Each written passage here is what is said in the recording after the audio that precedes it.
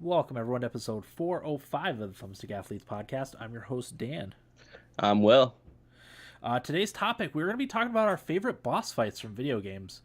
Thinking about it, I don't think this is going to be like a comprehensive list. I think we can kind of make a series out of this, like we talked about with our favorite video game characters, and just do this every once in a while and cover some of our favorite boss fights, because we're differentiating from maybe best boss fights.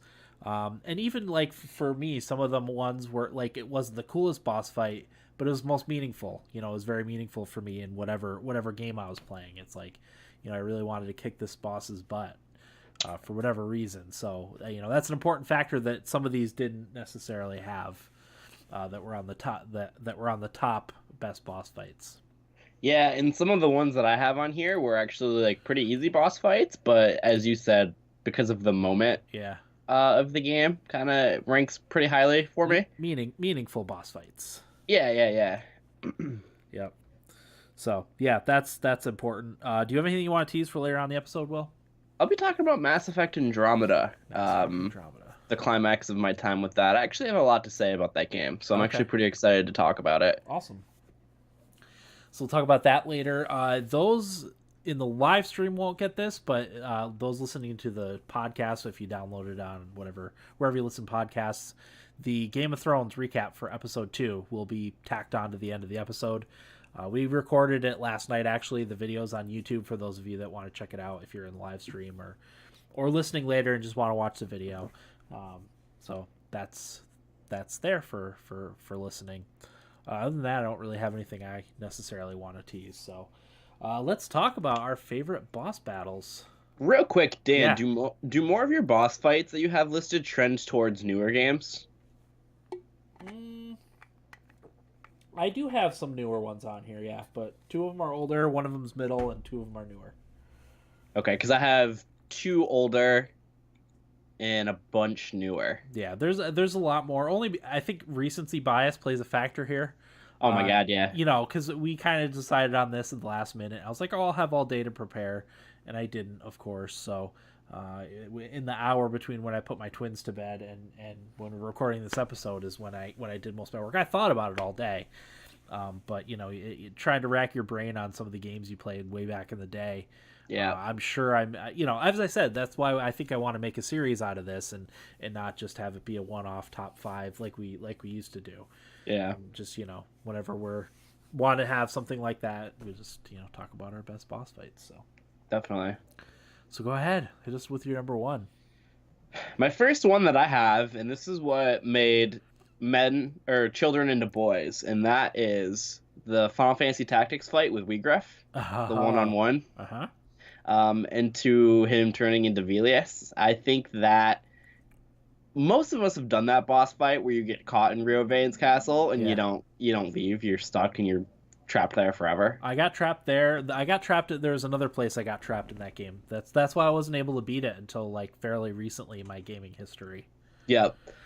I would say Rio Vane's castle is the number one spot in Final Fantasy Tactics that you can get caught in if you're not smart about your save data, Yeah. where you can get caught. So, the Wigref was that one-on-one fight because he is a class that is way more powerful than anything that Ramsey can be in the game. Uh-huh. I know in the War of the Lions remake or whatever, you can be a Dark Knight, and that's pretty powerful, but like, I mean, you're stuck with the baseline classes for Ramza, so you don't get to do any of these cool abilities that Wigref can, and you gotta try and kill him without dying when he takes probably more than half of your life in each time he hits you. Yeah. You kind of have to do. I don't think I've ever beaten it without doing the monk cheat or the squire monk thing where you kind of raise your speed so you have like 9 turns in a row. Oh, see, I never did that one. I did the Lancer one.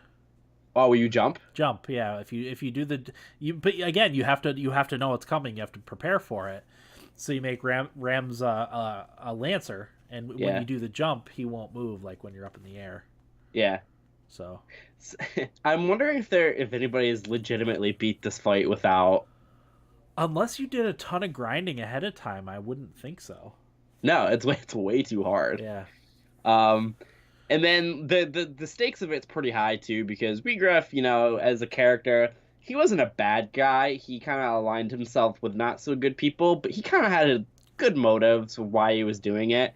And then he got, control of the Zodiac Stone, and then he went complete corrupt and evil. So, the Rio Vane's castle stuff is very tragic within the story too, where everybody gets slaughtered and murdered. Yeah. Um, there's a lot of really good moments, and I could gush about that whole story of that game. But the stakes are pretty high, and Ramsa's working his way trying to expose everything that's bad, and Regraph's in the way, and that's probably the hardest boss fight in the game, I would say. Yeah, it's definitely up there anyway.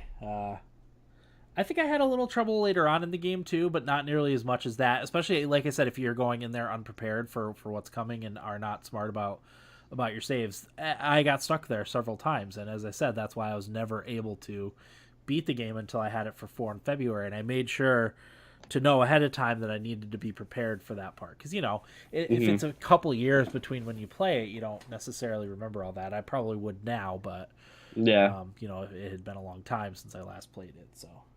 I wish there was another way we could play tactics than your phone. Yeah, I mean, that's the best option for me right now. I played through the entirety of it, actually, on my phone when I did it for... or did I play it? No, I think I played it on my phone. When I beat it, yeah. I most recently played it on my phone because, really, I want to play it again, but I don't have anything that I can really play it on other than my phone. And I don't want to play on my phone. If I had an iPad or something, I probably would. But tablet would make it a little easier. They just really need to put it on Steam or something. I don't know why it's not. It's weird. I say this a lot, but it would be a perfect game for the Switch. Yeah, a Switch would be. I mean, they're releasing everything on Switch right now anyway. I don't know. Yeah. Maybe I don't know. I guess Square Enix kind of for a nibble bit here took PlayStation's spot for the conference, so maybe they'll have some big stuff. Maybe Tactics will be one of the things that they say, "Hey, guess what? Yeah, coming out on everything finally." Yeah, that would be nice. My first one is Final Fantasy VI, the final boss with final battle with Kefka. So I actually withheld this from my list, hoping that you would have it. Okay, so I'm glad you have it. Well, I mean, if one of us didn't have it this episode, like I said, we're going to continue this series, and we would have talked about it at some point. But this one's the case of it being a very meaningful fight because, Kefka's been a thorn in your side the entire game. Yeah. And he eventually gets these godlike powers, and the way the fight plays out in multiple parts. And you have your entire team of all your characters lined up, and if one of them gets knocked out, the next one in line has to bump in and fill the place. Like it's just a very good culmination for everything you've done in the game and the attachment that you've gotten to the characters, and having them finally, hopefully kick Kefka's butt once and for all. Do you think Kefka is the best Final Fantasy villain? Probably. I would say it's probably between Kefka and Sephiroth. I'm weird. I have Arden up there. Okay, I don't know Arden. He's from 15. Okay, yeah. See, I didn't play enough of 15 to understand. I don't remember who the final boss was in Final Fantasy 9. I didn't play enough 8 to know for that one. I guess it would be Sephiroth, Kefka, Arden, and then there's no singular villain in Tactics, really. It's the church. It's also hard to tell who's the villain and who's the good guys, which one of the things I really like about it. Yeah. It's kind of the shades of gray thing we talk about with The Witcher. Very, very murky. Yeah. But I would say Kefka is the most pure evil villain. Yeah, definitely. He doesn't have any redeeming qualities at all. He's just evil, rotten. Gestalt, even though he was the emperor of the Empire in Final Fantasy VI, like he didn't seem like that bad of a guy. He just, he wanted to be in control. He made peace with you. Yeah, he makes peace with the Returners, and Kefka's the one that kills him in ultimate spoilers. Yeah. For a game that came out 25 years ago or whatever it was. But yeah, that's good stuff right there. Yeah, absolutely. I'm glad you had that one. Go ahead. Next on your list, Will. My next one is I wanted to give Hollow Knight some love because they has some very well designed bosses. So I'm gonna throw Hornet in there. Okay. I think because you fight Hornet 2 times, I think in the game. And I was looking through the list of a lot of the boss fights, and I actually haven't gotten to a lot of them. Like they have the King Grim, and Pure Vessel up there. I don't know who they are. I think they might be DLC, so I didn't want to count those. So I haven't gotten through a lot of them, but I would say the Hornet boss fights are really cool because Hornet is one of the only characters that's voiced in the game too, Uh-huh. which is different contrast from the rest of the game. And the first time you fight Hornet, it's probably pretty early in the game, and like your very first boss fight is that false knight or whatever, and it's super easy, and you're like, okay, I got the hang of this game. And then when you fight Hornet, and the moveset is so fast and like Yeah. totally different from a lot of the other fights that you've had so far, so you gotta adjust pretty quick with that one. So I'm really excited for the I don't know, I guess the sequel with Hollow Knight where you play as Hornet. That's gonna be Yeah. amazing. I can't wait to play it. So um Hollow Knight, once again, it's one of those games that's probably come up almost every episode Yeah. this year. So It's go one play that it's game. one I have to get back to because I've probably played 20 some hours in it, and I put it down to play something else, and I just haven't gone back to it yet. But there's a Mhm. few of those games that I have actually that I've got to I'm go back actually, to. because spoiler, I finished Mass Effect Andromeda. I think now I'm gonna go to my Switch game. So Hollow Knight, Valkyria Chronicles, I think are gonna be the next. Octopath will be the next games that I kind of sit down and play. Yeah. So yeah, Hornet from Hollow Knight. All right. Next on my list is Psycho Mantis from Metal Gear Solid. I don't know if you ever played Metal Gear Solid, Will. I don't, but I think I know about Psycho. Is that the one where he messes with like you when you're fighting Yes, him? yes. Okay. So the way it works is, and I don't remember the circumstances of how the boss battle starts, but he basically reads your inputs from your controller, so you can't ever do anything to him. He also makes commentary on your play style and the things you've done. So, oh, hang on, I'm getting a lot of drop frames, which is annoying. All right, bro. You're good. Yeah. Hopefully there's not any stutters in the episode, but let's see. Okay. Yeah. So anyway, continuing on the so Psycho Mantis, yeah, he also makes commentary on like some of your saves and stuff that your saving. He says you're reckless, like if you don't save very much, and if you do save a lot, he makes a separate commentary. But yeah, essentially he reads your controller inputs and counters them as you're doing them. So you can't do anything to him unless you pull the controller out and plug it into the second controller port, and then you can finally damage him, which I thought was amazing. And when I played the game the first time, it took me forever to figure that out. I was like, how do you even beat this guy? And I think I ended up either. Did I go to a book? I might have gone to a bookstore and read the strategy guide. That's how, because it was like kind of pre-internet date, not pre-internet, but the internet was rough and hard to find things back then. Yeah. So yeah, I think I ended up going and reading the player's guide somewhere to figure that out because I had no idea. Boss fights don't do that sort of thing anymore. That's No, for sure. that would be cool though. That was definitely epic. I loved it. Could you imagine the rage people would have trying to do that now? Oh, so much rage. They'd be so upset. Yeah. I wish this was the first Metal Gear. Yeah, Metal Gear Solid Okay. was the first PlayStation one. I remember you and Corey playing the first Metal Gear, but obviously I was very young when it happened, Yeah. and I don't remember it. I don't know if when I was younger I could play Tactics because it was kind of an easy game and didn't take reflexes. Sure. I don't know if I would have been able to play that type of game when I was that young, but I kind of want to go back and play it. I just don't know if I'd be able to hold up with. Yeah. Yeah, I don't know how it holds up nowadays. I'd love to go back and play it. Maybe it's on PlayStation Now or something. I never looked into it, but I think it's definitely on the PlayStation Classic sure. Yeah. console. That might be one of the unless you have a PS3 for those old games. Yeah. I think that's the other best way to play some of this stuff. Yeah. So go ahead, Will. Next on your list. My next is Diablo. From I would say specifically Diablo 2. I remember a lot of times me and my friends would do a run of Diablo 2 and get to the end and just get whooped by Diablo over and over again. And I don't know, Dan, if you remember, but you're in that like the Hell Sanctum or whatever. and we just could not kill Diablo, and we would just get stuck to the point where we'd have to we'd have no money because whenever time you die you would lose a little bit of gold. We would just die so much that we'd have no money to be able to do it, and we didn't want to look stuff up, so we were just getting spanked repeatedly. And we would have to open a portal all the way in the back and have one person chase Diablo around so he can get away, so when you would die you could come back through the portal, and then you just whack away at him a little bit and keep one person running around. Nice. That's genius. Yeah, that was the way we had to rig it to win. The Diablo 3 final boss fight with Diablo wasn't nearly as hard, I didn't think. I had a way easier time soloing that. I wish Blizzard would put Diablo 2 on BattleNet because it's so hard to get that game to run on modern computers now Yeah. that it's not even worth trying to do. So Yeah, that's weird. That's one of the few that is a holdout for that sort of thing, you know. yeah, and it makes no sense because the Blizzard did it with Warcraft Yeah.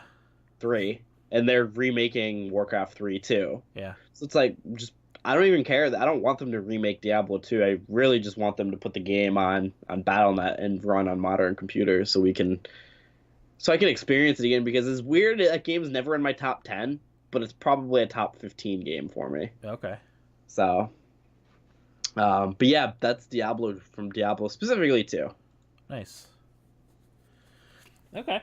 So next on my list is a recent comer. It's Genichiro Ashina Oh from god. Sekiro. This is a boss fight that I lost. I wish I had counted how many times I attempted it. It was probably over 100 Oh when my all was said and god. done. And I talked to Corey about this when we talked about Sekiro, but it just the dance that you have to do as a character, and the amount of times, and I talked about it when we talked about the episode, or talked about the game for the episode, but I got to the point where the entire first two rounds of the boss fight, like, he wouldn't hit me just about every time. And it wasn't until the third, when I got to the third, that he would start kicking my butt again, and I would just slowly crumble under pressure. And probably 20, 25 times I did that, and it was able to not get hit the first two rounds, and just suck and die, like, in the third round. But yeah, just I don't know. The boss battles in that game are so good. Yeah. And it's such a rush when you finally do beat it. I remember my wife was trying to get my attention, and I was so laser focused. And then finally, when I beat it, the relief on my face, she's like, "Wow, no, I've never seen you so focused." I don't remember what it exactly said, but it was I've never seen you so focused on something, and so relieved when it was over. That's one of those games where you got to be laser focused to be able to be successful at, because that game is so hard. Yeah, it's. I mean, hard. I'm intimidated to go back and play it because of that. Yeah. But now if I was to go back and beat Genichiro, again, I probably wouldn't have any problem the first two rounds, and the third one, I almost feel like I stumbled into the wind when I did it, just because that third phase is just so difficult. But that's all that matters. You just got to get the win. And I did, it wasn't a cheese victory. It was learning his moveset and timing all of his blocks, or timing all of his blows, and it's so good. It's such a perfect combat system. I love it. Do you think you're gonna beat the game? I would like to beat it. Yeah, I actually haven't played it in a couple weeks now. I've got to get back into it because I don't want to lose the muscle memory. But yeah, I don't. It's not one I'm gonna hammer my way through. I'll play it for a little while here and there, and just try to beat it that way. I don't think I can sit down and just by next week I'll have this game beaten. You'd be fried. Yeah, I think it would. But I did find, generally speaking, I had more success in that game when I tried to learn the moveset and block correctly, and not. I haven't had much luck with the cheese methods for beating bosses. I think that's only worked for me once or twice, maybe. Mm-hmm. So, yeah, good stuff. Genichiro Ashina. Yeah. What do you got, Will? So my next one, and this is actually probably one of my favorite boss fights ever, is Leviathan in Final Fantasy 15. Kind of the plot for the early part of the game is you're fighting a lot of the gods of the world, and you stumble upon fighting Leviathan, and you haven't played it, so I don't really want to spoil the context behind what happens because it's pretty epic what happens. Uh-huh. It's one of those boss fights where it's you can't really lose, but what's going on is so crazy, and you're so powerful, and you're whacking away at this monstrosity of a thing that you're trying to kill, and it's just so epic with what's going on at the point of this story. And that's all I'll say Nice. about it because I do want you to experience it without me having Yeah. spoil what happens for you. Yeah, one of my things is kind of a little bit spoilery, but it's a game that came out years ago, so hopefully Yeah. doesn't matter that I spoil it a little bit. Yeah. So next on my list is fighting the crones as Ciri in Witcher 3: The Wild Hunt. Hmm. Beardless says he's never been a big boss battle guy, but Lady Maria of the Astral Clock Tower from Bloodborne is really cool. Bloodborne's one of my weak spots. I only played the first probably 6 or 8 hours of Bloodborne, but Oh yeah, you never ended up beating it, no, right? I didn't play that much of it because I borrowed your PlayStation. I didn't want to keep it for too long. I'm actually pretty close to getting a pro right now, and I think I'm gonna get Bloodborne Yeah, with it at some point and Gotta get Bloodborne.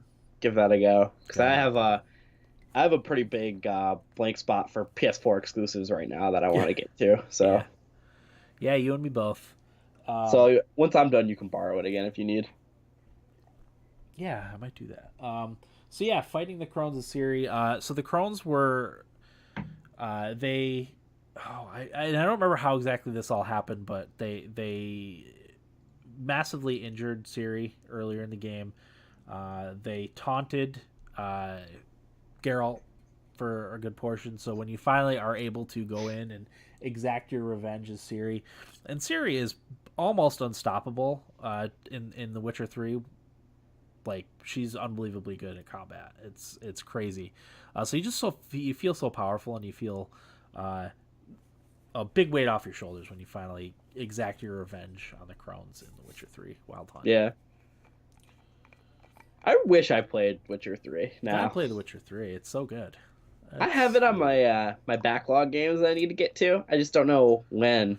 It's a doozy. I mean, you're looking at probably at least 70 hours if you want to do the main story and then some of the side stuff. I'm well over 100 hours. I think I'm close to 200 that I put in it over the course of like 1 3/4 playthroughs. Well, I think I remember what happened was I wanted to play Witcher 1 and 2, and I hated the Witcher 1. So that made it so like I was so put off by playing The Witcher 1 because the game I don't think holds up very well that I just never got around to getting to the third one. Maybe when I get my new PC is when I'll play Witcher 3 on it. Yeah, that's definitely because you can turn on all the graphical goodness. You make it look beautiful. Yeah, or I mean, even if PS4 Pro is probably similar, I would think. Beardless says jump to 3. Will I love the first, but it's a hot mess. Yeah, and I love the second one. But even that doesn't hold up, I don't think, as well. I would just watch watch the storylines on YouTube, and you'll get all the back information that you need. The Witcher stories 1 and 2 in like 5 minutes, probably. Yeah. They have a video for that for sure. Definitely.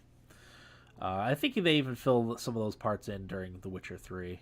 Mm-hmm. So, yeah, that's my next one.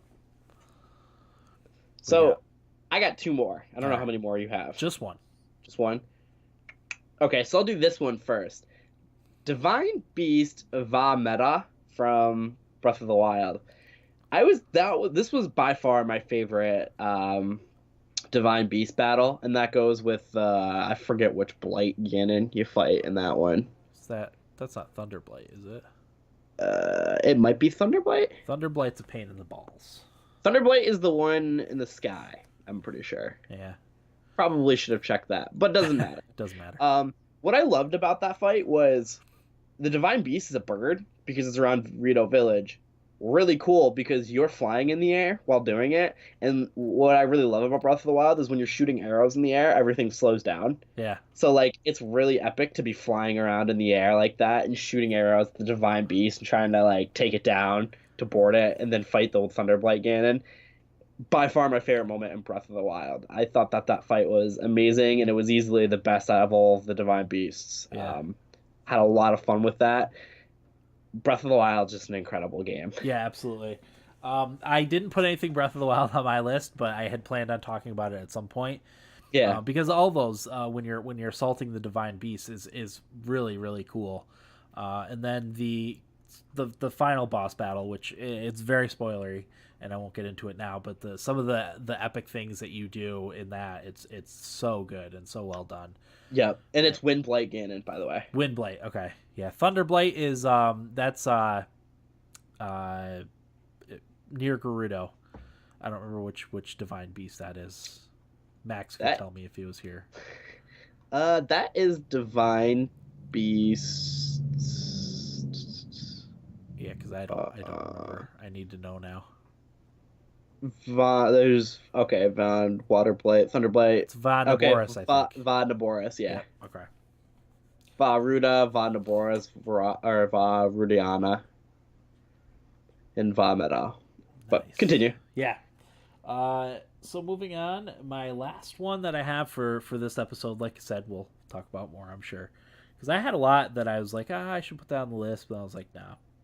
So, it's Through the Fire and the Flames in Guitar Hero 3. And That was I've actually been listening to this song a lot lately, just for memory's sake. yeah, yeah.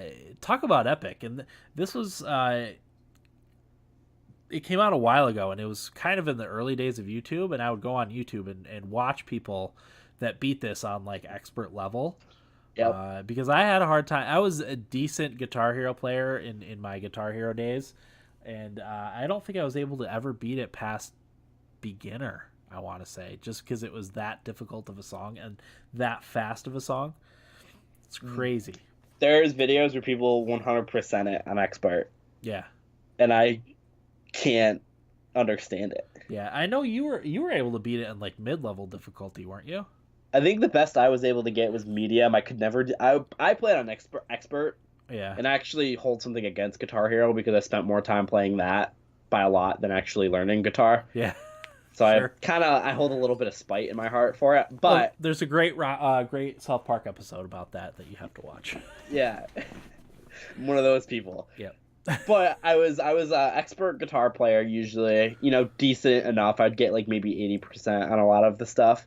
But that song couldn't do expert. I couldn't get past the intro. Hard couldn't get past the intro. So medium was the best I could do. And the song's like 8 minutes long. Yeah. Yeah, so in addition to the speed of it and everything, you got tired partway through. Like halfway through, my fingers, I'm like, oh my God, I'm not going to make it. Yep, exactly.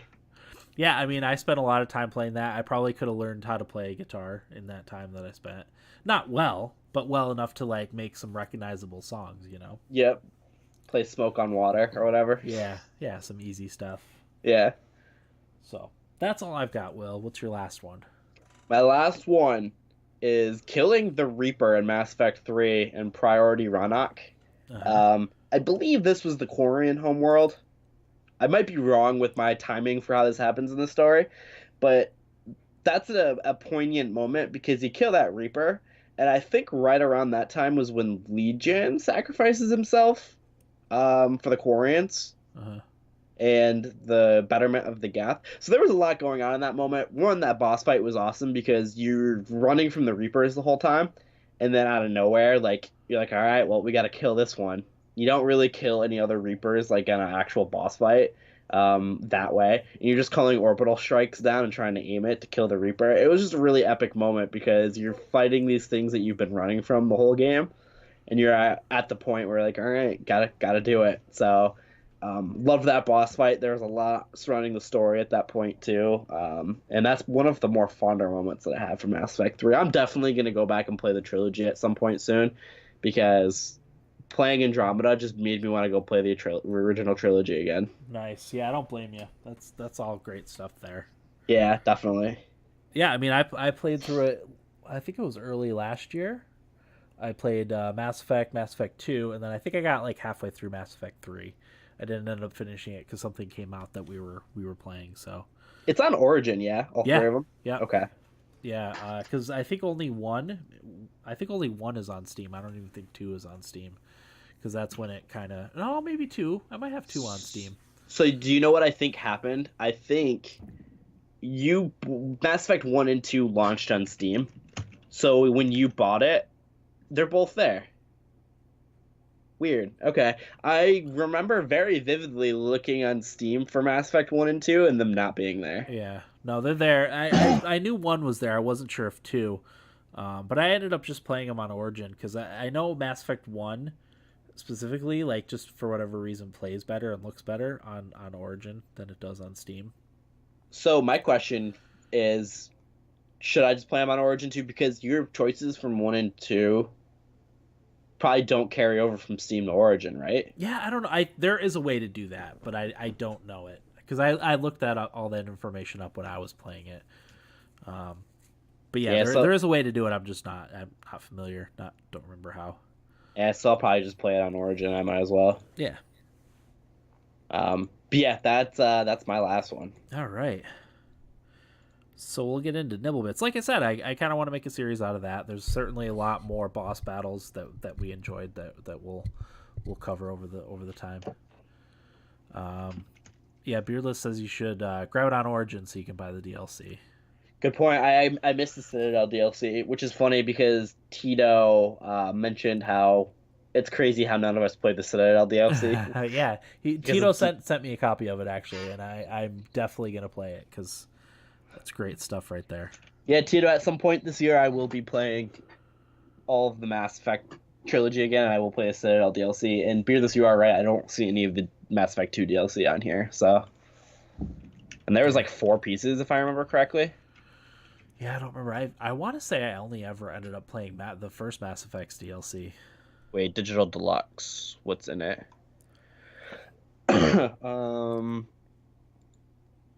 Nope, not any of the DLC. On the Digital Deluxe version? No, what you get is collector armor, an assault rifle, another rifle, the soundtrack, digital art book, comic, documentary video. Uh-huh. So okay, nice. All right, nibble bits. I will get started. So my first nibble bit is that Starlink Battle for Atlas is going to be on PC next week. I could have sworn this was already on PC, so I apologize if I probably mentioned it's available on PC at some point. It is coming to it's going to be on April 30th. It will have widescreen, ultra wide support. Multi-GPU support, uncapped frame rates, remappable controls, and G-Sync support, which is awesome. It'll have PS4 and Xbox One controller mounts. The minimum specs don't look too awful bad either. It seems to be relatively well optimized. So 1080p, 60 frames per second, 4 gigabyte graphics card, 8 gigabytes of RAM, i5 4590. GTX 970, which is what I have. So that's not too bad. That's good stuff. I really liked Starlink. I would definitely recommend playing it. I played it on the Switch though, which had the Star Fox content, which is also really good. Yeah. So that's my first one. Next on the list, Twitch Prime subscribers can get free Magic the Gathering Arena decks. So if you're into playing online card games and are a Twitch Prime subscriber, do that. You can also subscribe to our Twitch Twitch part where Twitch Prime. Yeah, so you can subscribe to our channel with Twitch Prime, help the show and not have to pay out of pocket. That's always a nice thing. Heck yeah. Next on the list, cheaper Nintendo Switch models coming in June. So we haven't gotten any information about that, but that's the scuttlebutt for now. I'm kind of surprised by that, actually, to be honest. June? Yeah, it seems pretty quick. Yeah, maybe they want people to get their hands on it before Pokemon comes out in the fall. That's true. I mean, it's 2 months away. Yeah. Hopefully they have a Direct. They haven't had a Direct in a while. Yeah, I thought they were going to be having one right before Reggie left, but I guess that rumor was wrong. Yeah, And then along with this rumor, there's talking about the upgraded version. So supposedly it's just a slight upgrade. It's not going to be like a pro version like they talked about. So I don't know what exactly that means, and I know it was delayed at least for a little while, but that is still supposed to come out at some point in 2019. So.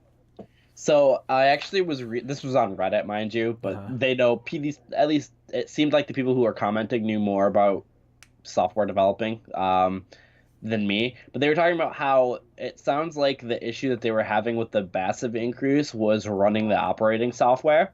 And I guess what that means was it was a major improvement to the overall quality of or the output quality of the games or whatever, the graphical quality. I don't really know. Yeah. So they said if there was an issue with it running the operating system, that it wasn't just a minor upgrade. Okay. So I guess maybe it sounds like they opted for a smaller upgrade as opposed to a more massive upgrade, Okay. because it's probably more feasible for them to do that Sure. than so. Yeah, I mean, Yeah, for me, I think I talked about it when these rumors first started popping up. But I would be happy with just like a slightly larger screen, maybe a little bit smaller of a bezel around the outside.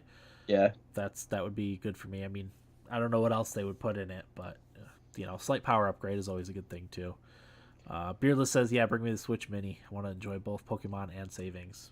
Absolutely, and I think that's why they're getting the Switch Mini out. A lot of people said it won't have the detachable Joy Cons. It'll just be all one solid unit, which is good for being a more solid device. A lot of people had trouble with their Joy Cons. We've got a little bit of Joy-Con drift with ours.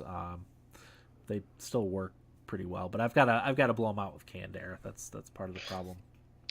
And I also didn't expect it to be coming this early. Yeah. It's very surprising. So, um, I pretty much play everything with a GameCube controller, Dan.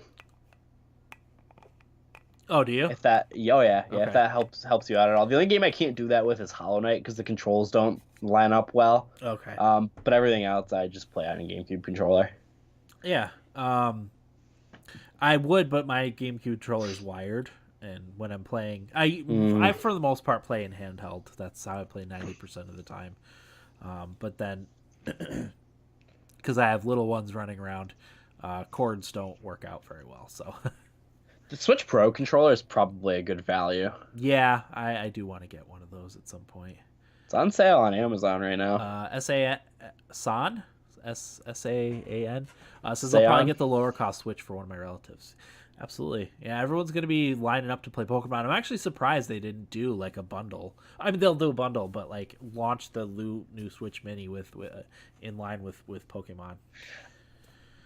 There will be a bundle, but it won't be, as you said. We're getting it in June, so it won't be a launch. But there'll definitely be a bundle at some Yeah, point. They haven't announced anything other with the new Pokemon game recently, yeah. so And maybe they I'm actually wanted surprised. to come out too when Mario Maker 2 is coming out. That's a good point. You can pronounce my name is San, though I don't mind any alter. Okay, yeah, San Perfect. works. Welcome to the show. I don't think I've seen San I don't in the think chat so before. So, either. welcome to our podcast, our Yeah. live podcast. Go ahead, Will. What do you got for Nibble Bits? Ooh, I've got actually. It's I don't have too much this week. It's kind of all small stuff that most people won't care about, but that I semi care about. Yeah, definitely. Dragon Ball Fighters showed off their new character. It's Kid Goku from Dragon Ball GT, and it's really cool because his special move he turns into Super Saiyan 4. So that's really cool. So we're gonna be getting him, I think, in May, and then another character. So for the season pass 2, we got Jiren, Videl, Gogeta, and the new Dragon Ball Super Broly, and right now GT Goku, and we're missing one more character for season 2. So Okay. there's a lot of Goku and Vegeta in this game. A lot of people are kind of upset with that. Oh, I think really? there's 6 Gokus and like 4 Vegetas, All right. different variations. So Fair enough. I don't particularly care that much. Whatever. A lot of the characters I like are in there. So next, Dry Bones is coming to Mario Tennis Aces in May. Kamek came in April, so we'll be having Dry Bones here in May. I've got to fire that up. It's been too long since I played that. Yeah, you're gonna get a lot of characters that pop up for you. Mm-hmm. So there's that, and finally, Heroes of the Storm is adding Anduin, a priest, and I'm guessing a support character to Heroes of the Storm. So a lot of people really wanted Anduin because Heroes of the Storm always struggled with having support characters added to the game. You get a lot of assassins, and that kind of annoys people. It kind of bothered me when I played the game heavy, that most of the new characters were just assassins. So it's always good to see them add a support character to the game. So, because support was one of the roles that I played. I did some assassin and a lot of support because a lot of those characters were actually really fun to play. So, Yeah, that's um, mostly what I did, so I could stay out of the thick of battle. yeah. I just remember playing Brightwing, and like Brightwing was the stupid fairy dragon that sounded like a insane like I don't know if you remember Brightwing at all, Dan. Very vaguely. Um, It's been a couple years. I had a lot of fun playing Brightwing, and like Alex Straza is another one that I liked. So I miss Heroes of the Storm so much. I want to play it, but I don't have the time to sit down and play it as much as I want. Yeah, So um, yeah, and it's not fun to just go out there and suck at it. You know. yeah, and I don't like being yelled at anymore. I'm too old to play games and then get belittled by people younger than me at this Yeah, point. yeah. So and also last but not least, Assassin's Creed DLC. The Atlantis is out. The first part is another part. I guess it's really good. So It looks awesome. it really, I'll it give you really that. does. I want to play it, but I think I'm gonna wait for the new computer that I get Oh, to do it because I'm not gonna. I don't think I want to rebuy the PS4 Pro. I think I will get. It'll look better on a brand new PC, oh maybe. yeah. So I think I'd rather do that and get to it when I get to it. Mhm. So that's what I'm gonna do. So I won't play it right away, but I definitely have it on the docket. So Okay, that's it for me on Nibble Bits. sounds good. How was your week, Will? Oh, good. I feel like I had something to talk about. I mean, hockey, but we're recording upon hockey after this, so I'm going to save a lot of what I want to say for there. I'm sick again. I was sick 2 weeks ago. Feel better all last week. Felt great. And then Sunday, when I got home from work, felt like garbage. Sure enough, sick again. So I've just been sleeping a lot. Um, been doing that, work, playing video games. Excited for school to be done. Yeah, not much further to go, right? Yeah, still really haven't heard from nursing school, so that's kind of annoying me. Yeah, because you got to make Um, a plan, you know. I know. I actually know people who started hearing back that they got in, so I'm Oh, hoping soon. Um, I feel like I had something that I wanted to bring up, but I can't remember. Yep, I can't think of it. yeah, That's it for me. Yeah. maybe I'll jog it. We didn't have a ton going on. It was obviously break last week for my kids. They were off from school. Easter was this past Sunday, which was nice. We always go to mom and dad's for Easter breakfast, which is one of my favorite meals of the entire year. Oh yeah. It's always delicious. But my kids haven't been sleeping at night really. One or multiple kids will be up super late, or in my oldest son's case, the night before Easter didn't sleep at all. Oof. So I don't know what So to they think. were in no mood. Yeah, well, he was fine actually, but then he fell asleep when we got home on Sunday. Slept in the afternoon, so didn't sleep well the next night. So he hasn't really slept very well in probably 4 or 5 nights. And one of my twins is always awake. My daughter, the bigger and older of the twins, is always wakes up at least once or twice a night to scream for half an hour. Um, we try not to get him out of bed unless we absolutely need to, just because it sets a bad precedent, and then my daughter doesn't want to ever go to sleep. So Yeah. yeah, that cuts into time. Game of Thrones. We did. Oh, one of the things I did want to say is my kids got me, and this was a couple weeks ago. My kids got me a copy of NHL 19 for Easter, which was very nice. They were in Target shopping with my wife and saw the cover, which had PK Subban on it. Oh, really? Knowing I'm a Predators fan, they don't really like hockey all that or sports all that much. So, but they knew it was PK Subban, and they knew that it was the Predators and hockey. So they got me for that for Easter. I haven't gotten a chance to play it yet, but I'll be firing that up pretty soon. I actually did not play Wow. anything since we recorded last week's episode. Not a single game other than Pokemon Go and HQ. Okay. So I unfortunately don't have anything to talk about for what we played, but Well, when your kids are home all week, yeah. you're kind of on.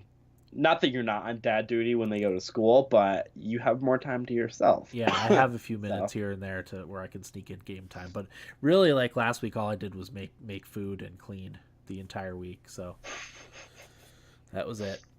So yeah, back to normal. My son's birthday is actually tomorrow. His eighth birthday, my oldest, and we got him the Nintendo Labo VR.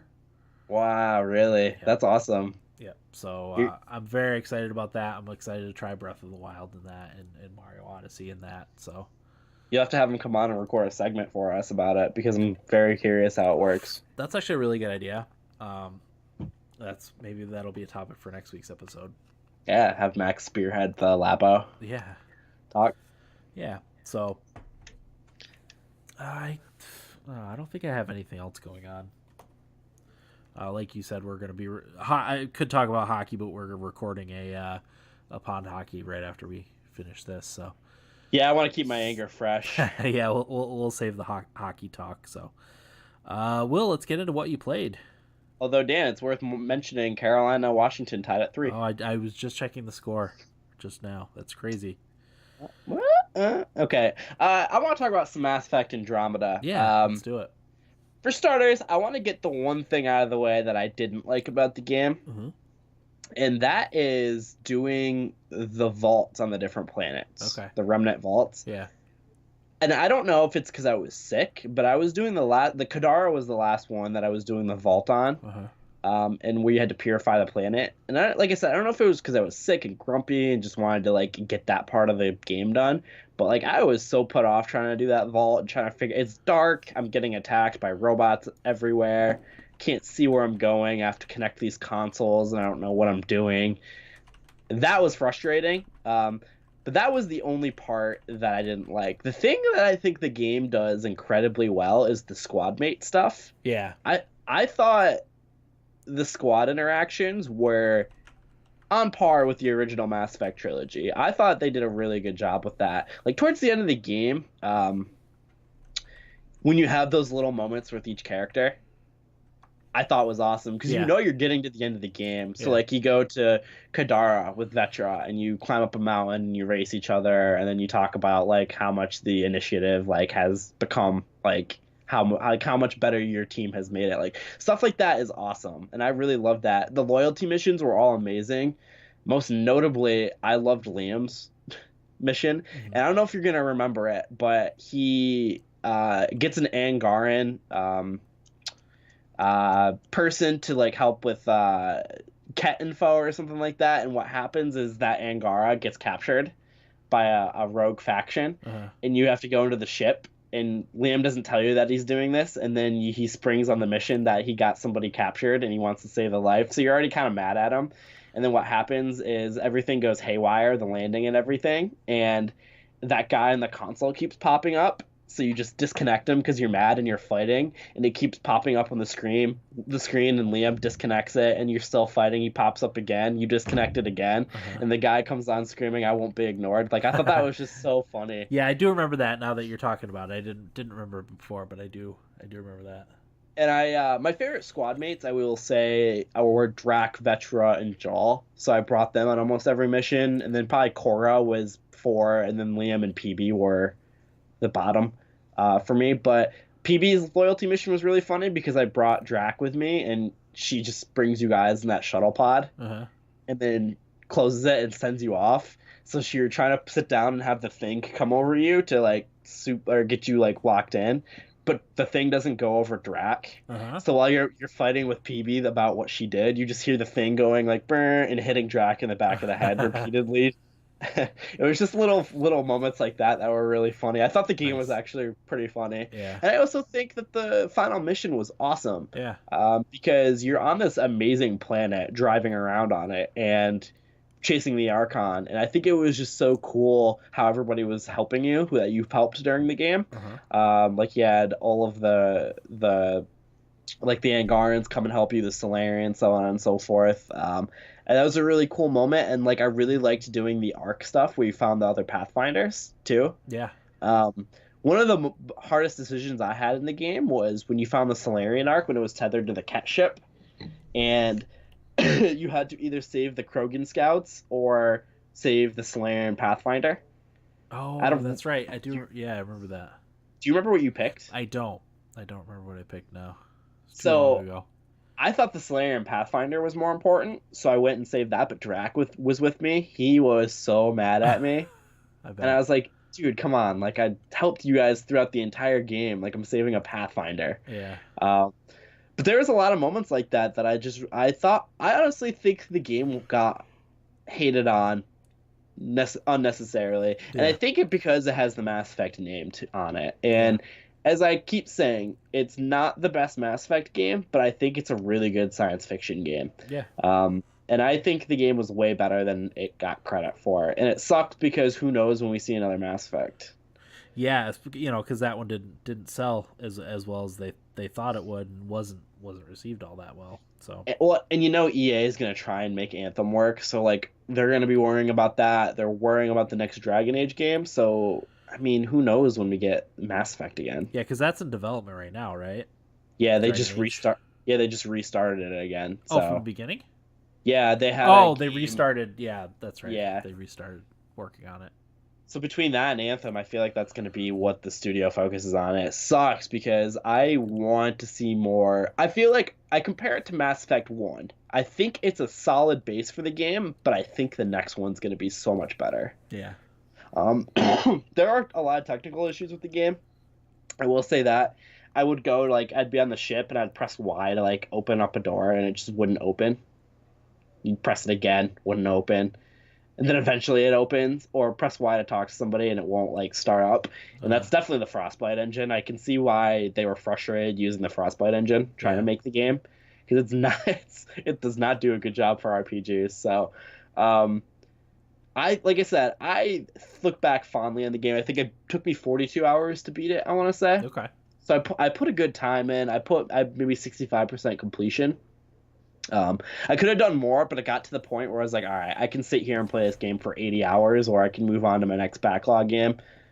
So I was like, all right, I'm gonna go move on to my next backlog game. Yeah. I was ready to beat it by that point. Yeah, I'm pretty sure I was in the 70s when I beat it. I tried to do as much as I could of the side mission stuff and the busy work, if you will. I did as much as I could. I'm pretty sure I didn't do all of it, but I think I was in the 70s for how many hours it took me. Yeah. Um, I wish I played the game when you and Corey did, so I was Yeah. able to have the conversations with you. I should go back and listen to the Andromeda episode. Yeah, What you because guys I thought. honestly don't remember all that much about it. I just bits and pieces here. The only thing I remember is you guys saying the game wasn't as bad as everybody was making it out to be. Yeah, yeah, definitely That's not. that's the only thing I really remember. But I look back very fondly on my time with Andromeda. It was a lot of fun.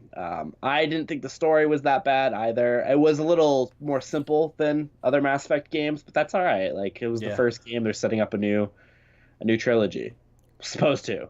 So right. um, who knows if we, like I said, if we get another trilogy. So, but yeah, that's what I thought of Mass Effect Andromeda. Yeah, Beardless says he put 45 hours into Andromeda, but he doesn't know how it happened.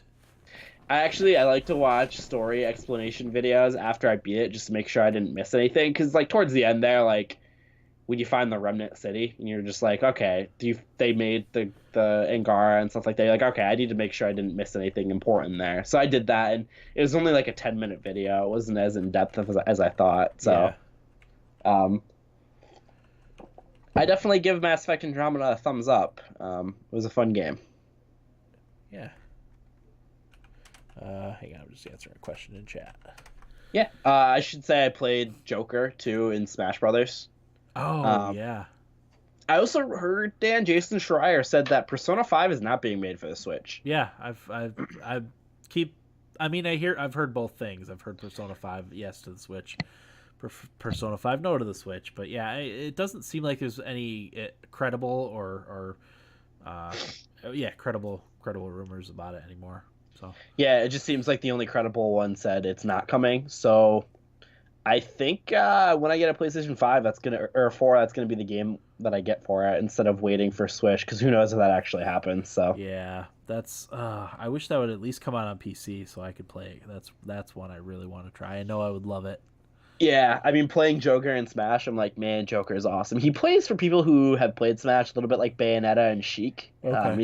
He's got a really cool moveset. He's honestly one of my favorite characters in the game right now. He's gonna be that new character that I play that I actually made.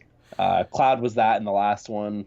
Joker will be the DLC character I made in this one. So Okay. Yeah, I've seen that a few places.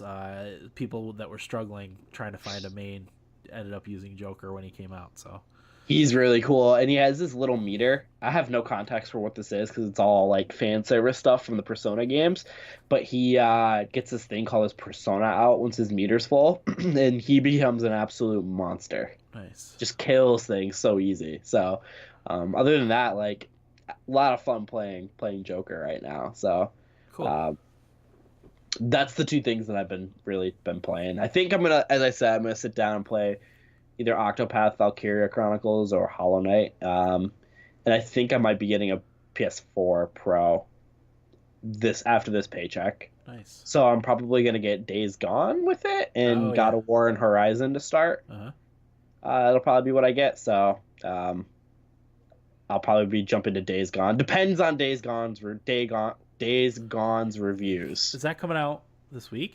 Friday. Oh, it's this Friday. Okay. Yeah, the reviews come out tomorrow. When you wake up, they'll probably be out. So All right. um, I'm definitely gonna be getting Horizon and God of War and maybe Days Gone. So Okay. Cool. I'll be playing a PlayStation 4 here again soon. Nice. Yeah, That's it. one of us has to have one. Yeah, like I said, like I wanted to play those two games, Days Gone, potentially Persona 5, Detroit, Become Human, Bloodborne. I missed all those games, even though I had a PlayStation 4. So I want to play those before before the end of this generation. Okay. So let's get into feedback, shall we? Yeah, we got overtime, Dan. Oh, do we really? Oh, geez. I was hoping the game would be completed by the time we record the. We're gonna have to we'll have to record the other series first, and Yeah, then we'll talk about that one last. probably. Yeah. Which I was gonna save Predators and Leafs for last, but Yeah. looks like we won't be. So this is from Tate, who says, "Well, guys, another week has passed, and it was a full week. Let me start with what I played. My friends and I got back into Monster Hunter World last weekend, and we played a ton. It was a blast. The game is one of the better made games I've ever experienced. It is so well put together and flows so well, but on top of coming back to Monster Hunter, I found out there's new expansion DLC coming out this year, and it is right up Will's alley. It is called Iceborne, and is set in a snowy, icy landscape that will feature awesome new monsters, gear, and weapons. I'm really excited about it. The next thing I did last weekend was binge watch the whole first season of Game of Thrones. Tate, my man. Sorry, Will, you can't escape it anymore. Okay, there's a comment I made that I was gonna refuse to watch Game of Thrones because everybody tells me to do it. Yeah. It's not out of spite. It's just out of I don't consume media like movies or TV shows really, I don't know. unless I come to that conclusion. Yeah, this is my exception. And it's funny, Tate, because Eric just started rewatching it. I think yesterday or the day before, and he's into it. He keeps texting us when he's reaching certain interesting events that happen in the show. Oh, you should watch it, Will. Shut up. I think you would love it, Will. I really do. And I know I would. Yeah. I'm just being stubborn. I'm in a bad mood. That's how I was. I was stubborn, and then I finally broke down. I think it was shortly after season 5 finished. I broke down and watched it myself. My wife didn't want to watch it at the time. Mm-hmm. But then I got her to watch it too, and we binge watched it over the course of like 2 weeks. I think we would watch 3 or 4 episodes every night. But anyway, he says, and holy shit, seeing, well, that's a spoiler. I don't want seeing Boromir in it was just as hard as watching him. Spoilers. Come on, Dan. But seriously, guys, why have I waited so long to watch this show? It's addicting, and the story's so good. I hate the Lannisters right now. I know things change over 8 seasons, but screw the Lannisters. Jon Snow is the man, easily my favorite character, so I'm excited to binge the rest of the series. Next, I just want to say that I'm really excited for E3 this year, and there's a couple things I'm really hopeful for. I want to hear about Halo 6. For whatever reason, I lost my place. For whatever reason, even though I didn't particularly love the last two Halo games, the nostalgia in me can't help but get super excited about a new Halo game. I also want to hear about Cyberpunk. If The Witcher had me by the balls for so long, I can't wait to hear more about the next CD Projekt Red game. I'm also hoping to hear a release date. I want to hear about the next Xbox system. I think I'm going to pass on the Xbox One X, and I'll get the next system. Hopefully, my OG Xbox One will last until then. The last thing I want to hear about is Elder Scrolls 6, and I want a release date. We will see if any of this happens, but I would be really happy if any of it did. Thoughts? Thanks, gentlemen, and have a great week. Taterade out. So Tate, we'll go back to the game. Whoa, lost my place again.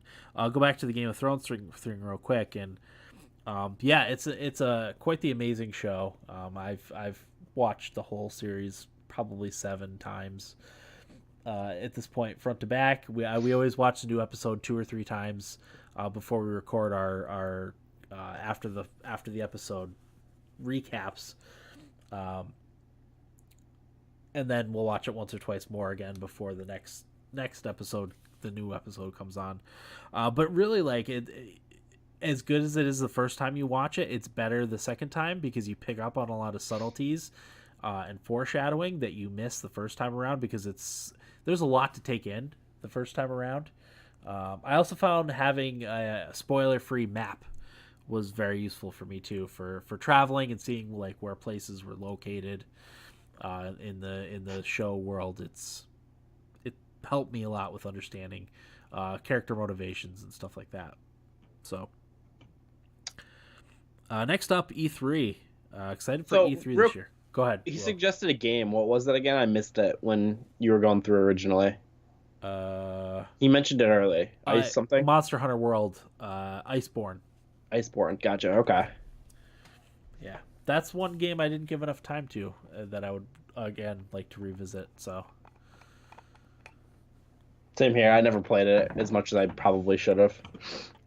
Yeah, I mean, I put a ton of time into Monster Hunter.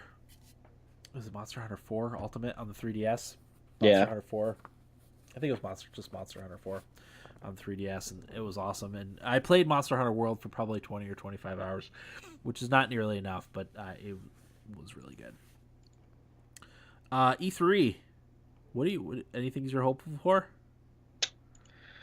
To be honest with you, I haven't given any thought to what I want from E3 yet. I generally don't until we're closer and we're going to be doing an episode, because it always seems to sneak up on me when it is. No, we're like a month and a half away from it probably. Which is it's insane to me that we're almost there already. So, as of right now, I guess we mentioned it earlier, Square Enix saying Tactics is coming to PC. That would be nice. But as for other games, I would definitely say Cyberpunk. More details on that, which I think we're going to get. I would like Xbox to show off probably their new console. Take advantage. They're the only ones that are going to be at E3 between Sony and Xbox, I shouldn't say. Yeah. They're the only ones, but since Sony and EA dropped out. Yeah, so I would like to see them kind of try to take advantage of that, but oh man, that's about all I can think of off the cuff right now. Yeah. Honestly, for me, I would like to see some more exclusives from Xbox. Oh my god, yeah. They're pretty lacking, and I know he mentioned Halo, and I'm also interested in Halo. I don't know if I'll play Halo on the Xbox, but I would have my fingers crossed for PC release. I just can't do shooters on a console. I just can't. I think we're going to be getting all the exclusives on PC now. I don't see why, because Microsoft is moving that direction. Yeah, just having it available to play wherever you want to play it. Yeah, might as well. Yeah, that would be great for me. And then I'm always curious about what Nintendo has. Are they going to announce a Metroid Prime trilogy for the Switch? Are they gonna give us? I want Xenoblade Chronicles X on the Switch, because that's one I didn't get to beat on the Wii U. I played that for like 70 hours and didn't beat it. What else are we getting on the Switch? I'm at the point where I want to see anything and everything, even old games put out, released on the Switch. Saints Row the Third is coming out on the Switch pretty soon. Dragon's Dogma, I think, recently released on the Switch. That's one that I'll probably end up getting. I I bet we see it's like Animal Crossing, Pokemon, and probably one other game. I would say big game. Yeah, coming out in We'll the see fall. from Nintendo. Um, trying to think of what else. Maybe more from that game. Probably not actually. I was gonna say that Game Freak IP Towns or whatever. But if they're doing Pokemon right now, probably not. Yeah. Beardless says, "I hope Microsoft and has In Exile and Obsidian working on some weird shit." I would love that. That'd be awesome. Yeah. So yeah, something different, you know. Yeah, I mean, Microsoft hasn't really given us a good IP since Sunset Overdrive. Yeah, So and that I mean that's on PC now too, yeah, which is that's probably where I would play it. they gotta do something at some point. Yeah. Maybe we'll see that new Fable game Oh, that's right. The from the one that's Horizon. developed by the Forza Horizon studio. Yeah, I would love which if that. hopefully that's true, because I mean, Yeah, I think it's been confirmed that they are working on it. But oh, I okay, want, good. yeah, I think it's been confirmed. Um, yeah, no, I would love to see that. That would get me excited again because I haven't really. My Xbox has been multi-platform games. You know, Yeah, I've Red Dead, Sekiro. I've played on it. I just got NHL Chell 19 for Ciao. it. So Spyro is another one that I have for it. You know, it's all been multi-platform stuff. I haven't played any exclusives.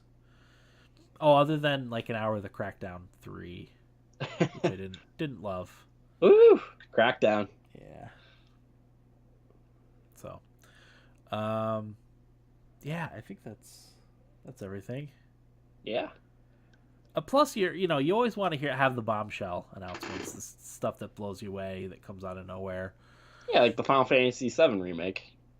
Yeah, yeah. Well, I mean, Tate's saying he wants some dates for Elder Scrolls 6, and what's that space RPG they're working on? Starfield. Starfield, yeah. But didn't they say that there's not going to be anything about that at E3? Yeah, they said. I guess from what I heard was Starfield is like 3 years out, and like Elder Scrolls whatever 6 I think is like 5 out or something. Is it that far? Yeah, Wow. that's what I've heard at least. So it's like I really have nothing to be excited for from Bethesda, Yeah. Yeah. unless they're doing that just to jostle our jimmies a bit. Yeah, I'm But sure. I mean, they do stuff like that too. That's kind of what they do.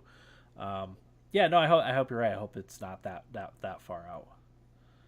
I'm glad EA is not participating. They're perennially the worst E3 press conference. I always cringe when the sports stuff comes on because their sports games are, Pele, yeah, the sports games are just rehashed every year. And although I've heard good things about this year's NHL, I know people like the threes mode, yeah, right? threes mode's popular. The new NHL's not bad, but Yeah.